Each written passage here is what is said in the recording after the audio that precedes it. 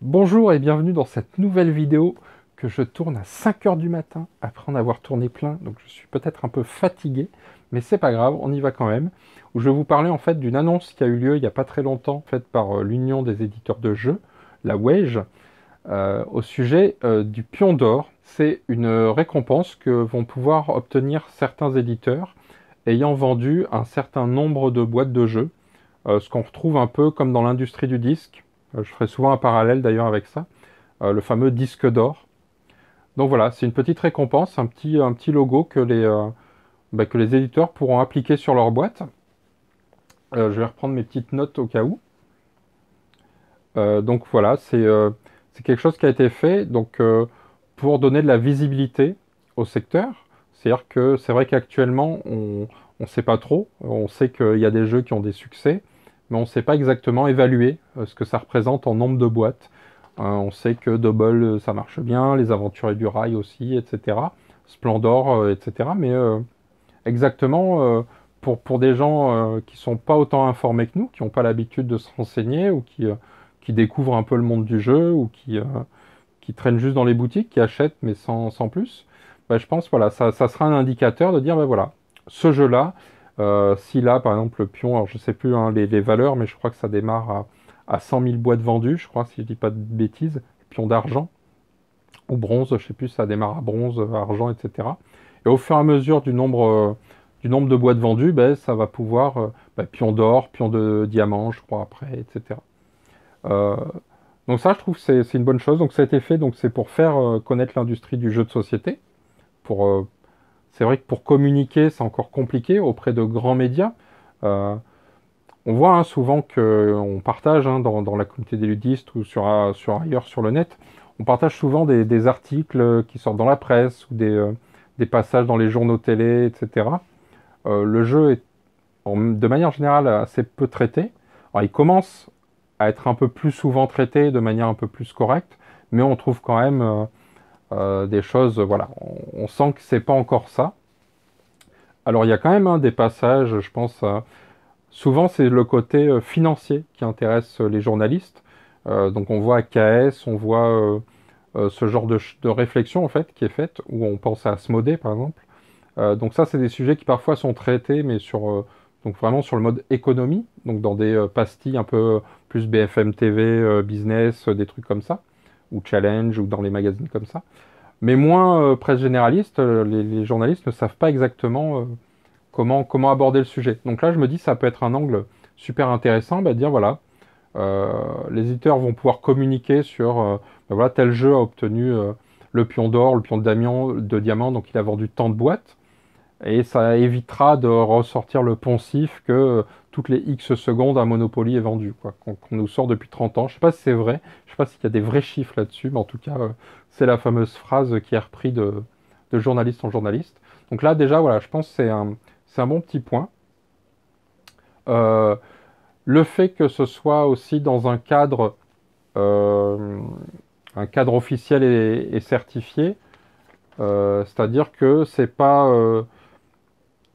n'importe qui décide, un jury ou autre, qui décide de dire ah, voilà tel jeu on va le mettre en avant, tel autre.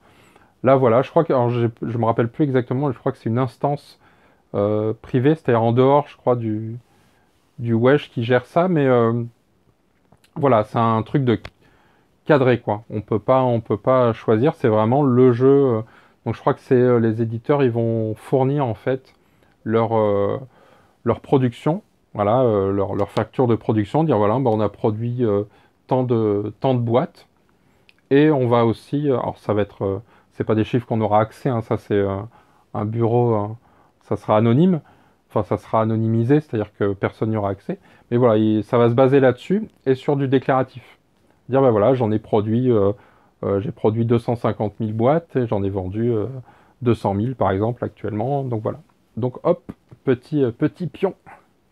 Donc ça voilà, ça c'est bien aussi que ce soit quelque chose d'encadré, qu'il ne puisse pas y avoir de trucs secrets, d'aspérités qui permettent aux gens de dire ah oui mais c'est Magouille et compagnie. Ben là voilà, c'est pas Magouille et compagnie, c'est avec des factures, c'est avec des choses cadrées, c'est une instance privée.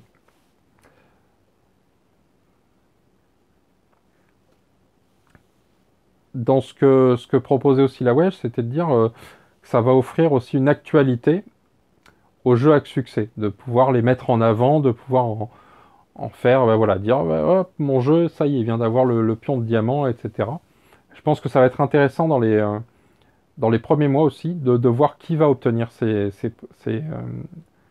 récompense, de voir qui va jouer le jeu.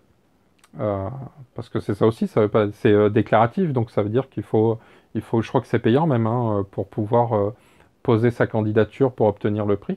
Donc, euh, donc voilà, voir qui va jouer le jeu, voir quel va être l'impact. Est-ce qu'on va en parler ou pas? Est-ce que ça va avoir un effet positif? Moi, ce que j'en pense, je trouve que c'est une très bonne idée. Je trouve que c'est quelque chose.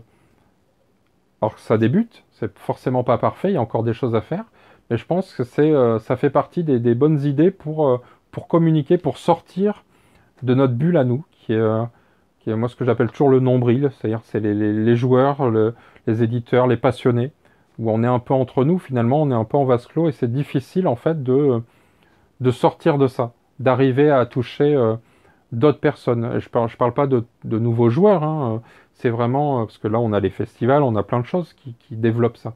Mais là c'est vraiment d'aller toucher des professions qui ne s'intéressent pas au monde du jeu. Alors les journalistes, mais je pense aussi, je pense souvent, je fais toujours cette référence à quelqu'un comme une émission comme On n'est pas couché avec Ruquier, qui reçoit souvent des auteurs euh, et qui sont là et on parle de succès librairie, de gens, et c'est des gens qui parfois ben, vont vendre un succès librairie, de ce que j'ai lu, hein, c'est à partir de 2500 bouquins, 3000 bouquins, c'est un succès librairie. Alors évidemment, ça va jusqu'à l'extrémité, c'est-à-dire qu'il y a des très gros succès, des, des très gros succès, euh, des grosses ventes, mais il y a aussi voilà, des petites ventes intimistes, quoi. Et je me dis toujours, voilà, on reçoit quelqu'un qui finalement va faire 4000 ventes, 3000 ventes, peut-être moins, qui est intéressant, je dis pas qu'il n'est pas intéressant, mais nous on a des auteurs de jeux qui ont des tas de choses à dire, qui sont très intéressants, qui ont des parcours de vie, qui ont même des jeux qui racontent des choses, euh, et qui font des milliers de ventes, qui font des millions de ventes pour certains. Et, euh, et voilà, on pourrait les inviter aussi, en fait, ils auraient leur place. Donc j'espère qu'on pourra aller vers ça, vers, vers ces métiers du jeu de société qui sont, je pense aux auteurs, aux éditeurs. Moi j'aime bien le côté entrepreneuriat que peut avoir la chose, mais aussi le côté créatif, le côté artistique, les illustrateurs, enfin voilà. J'espère que vraiment, alors, je pense pas à Ruquier, hein, c'était l'exemple, mais voilà, que ça peut arriver à développer ça, à amener, à percer ailleurs que dans notre petit monde. Euh, Par contre, j'ai peur aussi que ça soit. Donc là, j'ai pas précisé, mais euh, c'est mondial. C'est sur la production mondiale. C'est-à-dire que c'est le jeu qui a été vendu dans le monde. C'est pas un truc, l'industrie du disque, par exemple, pour les disques d'or, tout ça, c'est par pays en fait. C'est quelque chose de mondial, mais en fait, dans chaque pays, il y a des quotas à atteindre différents, des prérequis différents. Je crois qu'en France, c'est 50 000 ventes pour un album. Je crois que c'est quelque chose comme ça. Euh, pour le jeu, on est déjà à 100 000, hein, l'entrée. Donc on a déjà plus que le disque. Mais voilà. Et donc chaque pays, en fonction de son marché, a des choses différentes. Je me demandais, moi, sur le pion, comme il y a pour le disque d'or, il y a la catégorie single, qui maintenant prend en compte le digital. Il y a la catégorie album. Peut-être ce qui manque maintenant, en tout cas, faut voir les premiers retours, mais après, c'est ce qu'il ne peut pas y avoir plusieurs catégories. Parce que j'y vois un biais aussi, c'est que dans ce qu'on remarque, quand on regarde un peu les meilleures ventes de jeux, ce qui marche le plus en tout cas, on est souvent quand même sur des jeux où la moyenne de gamme à peu près, on est sur la trentaine d'euros. Ça dépasse rarement cette gamme-là. Donc les très grosses ventes, c'est sur ce prix-là. Je me dis que du coup, des jeux qui peuvent être des succès dans leur catégorie, euh, mais dont le succès n'est pas équivalent. C'est-à-dire que un succès je sais pas, à 30 euros qui fait 500 000 ventes ou 1 million de ventes, peut-être qu'un jeu à 70 euros ou 80 euros, peut-être même à 60 euros, hein, plutôt sur du gros jeu ou des jeux un peu experts, lui, s'il atteint, je sais pas, 7000, 8000, 10 000, 50 000 ventes, c'est déjà peut-être un gros succès. Mais du coup, il n'aura pas cette visibilité.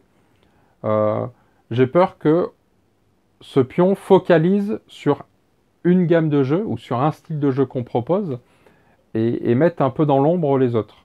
Ce qui serait un peu dommage. Donc j'espère que ça évoluera là-dessus, c'est-à-dire qu'il y aura peut-être, sans complexifier le truc, mais vraiment comme les disques d'or, je pense que c'est le bon exemple où il y a plusieurs catégories, histoire de ne pas laisser dans l'ombre. Pareil, je pense à des petits éditeurs. Peut-être que ça va favoriser les gros éditeurs, c'est-à-dire ceux qui ont les moyens, qui ont comment dire, la trésorerie nécessaire à pouvoir produire suffisamment face à un succès. Parce que c'est pas parce qu'un jeu s'impose, euh, s'impose bien, qu'il est facile en fait de continuer à alimenter. On voit, hein, il y a beaucoup d'éditeurs font un print, arrive donc une première impression d'un jeu entre 3000 et 5000 boîtes par exemple, ce qui est déjà pas mal, hein.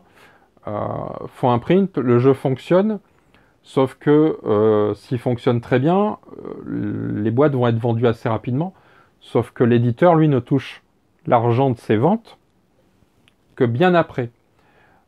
Sauf que pour produire des boîtes, c'est pas gratuit. Donc, en moyenne, je crois qu'on est dans les 30 000, si je dis pas de conneries, mais on doit être dans les 30 000, entre 20 000 et 30 000 euros très certainement, pour une bonne production à 5 000 boîtes. Donc ça veut dire que il faut avoir déjà une grosse trésorerie pour encaisser des ventes qui viennent bien. Euh, donc un succès, un petit éditeur, même s'il arrivera à alimenter petit à petit les boutiques de son jeu, il n'aura pas le cash nécessaire en fait pour accompagner le boost qui pourrait permettre d'aller plus loin. Donc j'ai peur que petit à petit quand même certains éditeurs se retrouvent soit dans une position où c'est pas accessible, le pion d'or, soit dans une situation où mécaniquement ça ne peut pas l'être. Donc j'espère qu'il n'y aura pas un effet négatif là-dessus en fait.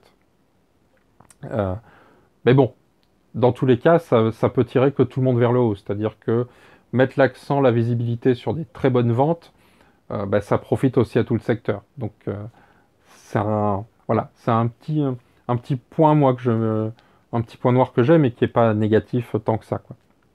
Euh, ce que je voulais parler aussi, c'était du coup des questions qui vont se poser sur, par exemple, les versions numériques. On a vu donc maintenant l'industrie du disque, pour le disque d'or, prend en compte les versions dématérialisées. Ça fait partie du calcul, alors c'est calcul savant. Si vous allez sur Wikipédia, tout est expliqué. Et vous faites un petit don en passant parce qu'ils en ont besoin et que c'est mérité. Euh, donc là voilà, est-ce que les versions digitalisées des jeux de société, puisqu'on voit que ça se multiplie, est-ce que ça va être pris en compte ou pas? Quid aussi, donc là on parle de jeux qui se vendent en boutique.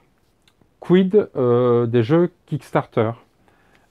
Est-ce que, alors oui, certes, c'est des jeux qu'on trouvera pour certains pas en boutique, mais je me pose la question, par exemple, Outlive ou d'autres jeux comme ça, qui ont démarré sur Kickstarter et qui ensuite continuent leur vie en boutique, est-ce que la partie Kickstarter, elle compte ou pas dans les boîtes vendues? Est-ce que, voilà, comment c'est géré? Est-ce que c'est que des cas particuliers, évidemment, qui vont se poser, mais voilà. Est-ce que tout ça, ça a été pensé, réfléchi, pris en compte? Ou est-ce que la partie KS, c'est laissé de côté? C'est que vraiment la partie boutique, production boutique qui va compter, etc. Est-ce que, je sais pas, je pense à des jeux comme Septième Continent ou certes, avoir le prix sur leur boîte, ça ne sert à rien puisqu'il n'y a pas de boîte visible en boutique. Mais est-ce que voilà, ça peut pas être non plus. Et est-ce qu'ils peuvent pas obtenir quand même le prix et pouvoir l'afficher ou je sais pas sur leur site ou autre parce que ça peut être intéressant, mais même si ils font une troisième campagne ou autre. Voilà, est-ce que cette partie-là du marché, Kickstarter, qui maintenant est assez présente, qui d'ailleurs on voit hein, parfois ce mélange entre des jeux qui font des Kickstarter dans d'autres pays pour se financer, parce qu'il y a d'autres modes de financement qui se mettent en place pour les distributeurs, les éditeurs ailleurs. qui démarrent en KS, qui finissent en boutique, etc. Enfin bon, ça se mélange et voilà. Alors j'ai lu tout ce que disait la Wesh, tout ce qui est accessible. Là-dessus, j'ai pas vu de spécificité sur le Kickstarter. Donc voilà, ça fait partie des questions à avoir et je me demande ce que ça va donner. Voilà, c'est tout ce que je voulais dire sur ce genre-là. Donc n'hésitez pas en commentaire à me dire vous ce que vous pensez de cette initiative. Si vous avez des idées, si vous pensez que c'est très bien, pas bien, n'hésitez pas à commenter. Peut-être à amener à approfondir ce que j'ai dit ou au contraire à me démentir car peut-être j'ai dit des bêtises car il est tard et que je suis fatigué. Mais voilà, je trouvais que c'était un sujet assez intéressant. J'espère pouvoir plus le développer prochainement. Mais voilà, comme j'ai pas vu trop passer l'info, euh, j'étais pas sûr que les gens avaient saisi que c'était arrivé. Donc voilà, c'est juste comme ça, cadeau. Si ça vous fait plaisir de vous renseigner, je mettrai tout en description. Et voilà. Et je vous dis à bientôt.